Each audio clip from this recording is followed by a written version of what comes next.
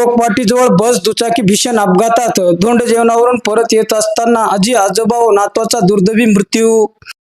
धोंड जेवणाचा कार्यक्रम आटपून दुचाकीवरून घरी परत येत असताना एकाच कुटुंबातील आजी आजोबा नातवाचा बस दुचाकीच्या भीषण अपघातात दुर्दैवी मृत्यू झाल्याची घटना शनिवारी दिनांक 6 जून सायंकाळी 4:45च्या सुमारास कोक गावाजवळील पिंपरी फाटा परिसरात घडली आहे। या घटनेमुळे शेवडी गावासह परिसरात एकच हळहळ व्यक्त केली जात आहे। याबाबत घटनास्थळी असलेल्या नागरिकांनी दिलेली अधिक वृत्त असे की भगवान बळीराम काळे वय 58 वर्ष, सुशीला भगवान काळे वय 52 वर्ष आणि कन्हैया गजानन काळे वय 12 वर्ष सर्व राहणार शेवडी तालुका जिंतूर हे कोडगाव येथे नातेवाईकाच्या इथे धोंडे जेवणाच्या कार्यक्रमासाठी गेले होते।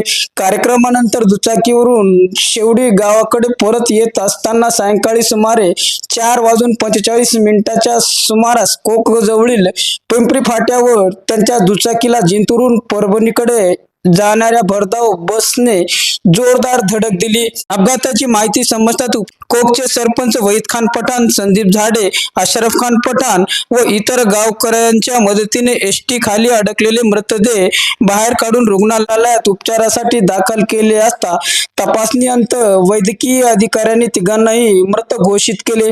अपघाताची तीव्रता इतकी होती की 2 जणांचा घटनास्थळीच मृत्यू झाल्याची माहिती घटनास्थळी असलेल्या नागरिकांनी दिली आहे। अपघाताची माहिती समजतात उपविभागीय पोलीस अधिकारी दीपक कुमार वाघमारे, सहाय्यक पोलीस निरीक्षक रामेश्वर दोंडगे, पोलीस उपनिरीक्षक SM थोरवे, VS लाड, शेख वसीम यांनी घटनास्थळी भेट दिली।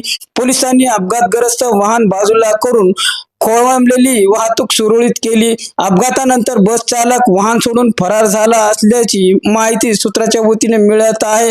एकाच कुटुंबातील तिघांचा दुर्दैवी मृत्यू झाल्याने जिंतूर तालुक्यासोबतच शेवडी गावात एकच शोककळा पसरली आहे।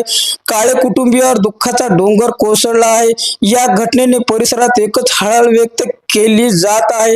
दरम्यान या घटनेप्रकरणी जिंतूर येथील एसटी महामंडळाचे अधिकारी व पोलीस यांच्यासोबत संवाद सुरू असल्याची माहिती सुरू असून गुन्हा दाखल करण्याची प्रक्रिया सुरू असल्याची माहिती पोलीस सूत्राच्या वतीने मिळत आहे। जिंतूर सहार न्यूज चॅनलची बातमी आवडल्यास लाईक करा, शेअर करा, कमेंट्स करा, सबस्क्राईब करा। जिंतूर सहार न्यूज चॅनलसाठी मी शेख अलीम।